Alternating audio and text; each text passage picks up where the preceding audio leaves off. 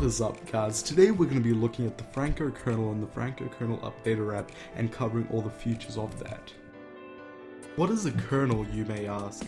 A custom kernel is something which bridges the software and hardware together to get the best performance when you are using applications, such as games for example. The kernels which come on your phone don't let your phone unlock its full potential.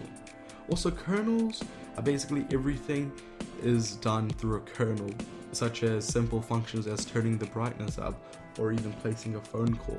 When you do these activities, they're automatically sent to the kernel to respond to it. On my phone right now, I have the Franco.Kernel nightly build running.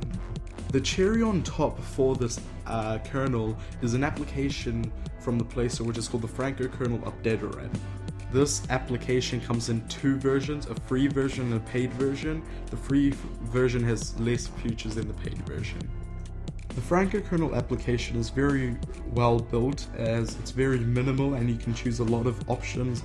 You have those you have a status, Franco.Kernel updater, kernel backup restore, frequency voltages, custom kernel settings, color control, power modes, system monitor, settings and support, and I'll be going all of them now.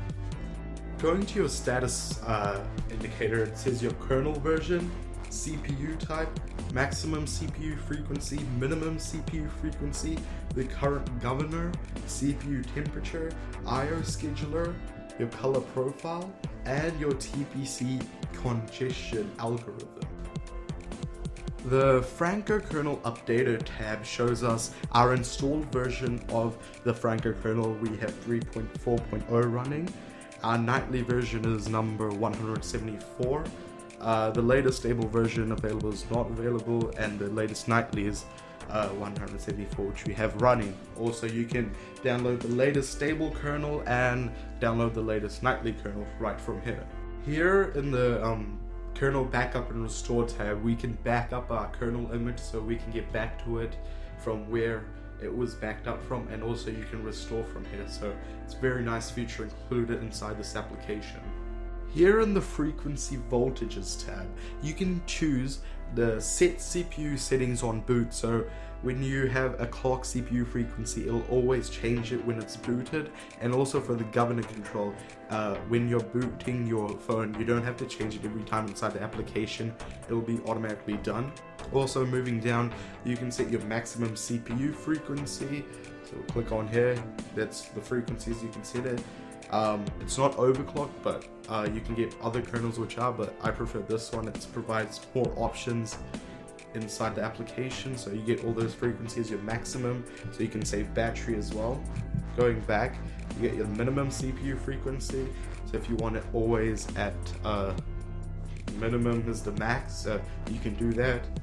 And going back, you can choose your current governor, you have interactive and performance. Also, you get your maximum GPU frequency, so your graphics performance, how fast you want it to go. Moving down, we have hot plug control and governor control and voltage control. So in hot plug control, you can tweak your device's parameters to control the CPU cores management. Clicking on that, you can go to the high load threshold, and then you can set it to what you want. So when your device is under a load bigger than the value of the CPU, all the cores will go online, so you can set it for what you want. Also in suspend frequency, so when the screen is off, the maximum frequency will be capped to the value. And also cores online on touch input, so when you touch the phone, you can tell it how many cores you want it to be on. So that's a nice setting they also have. Going back, we have governor control, so you have dynamic scaling. Also above high speed delay, high speed frequency, minimum sample time, timer rate, input boost frequency. And going back, you can choose the frequencies and voltages you want here. And voltage control, you can play with your CPU voltages. I don't recommend you do it if you don't know what you're doing, but you can if you want. And also set voltage on boot. And that is about it for this section. Moving on to the I/O settings and the custom kernel settings, you can change your I/O scheduler right here. Tapping on that, you can have all these settings right here. You have I/O scheduler tuning. You can turn your F-Sync off You have haptic feedback strength, so when you're typing and you get that vibration, that's haptic feedback, so you can change how much vibration you have when you do that. You have your thermal throttle threshold, enable fast USB charging, and also headphone volume boost, so this will increase your headphone sound level, so that's also nice if it's not up to your standards.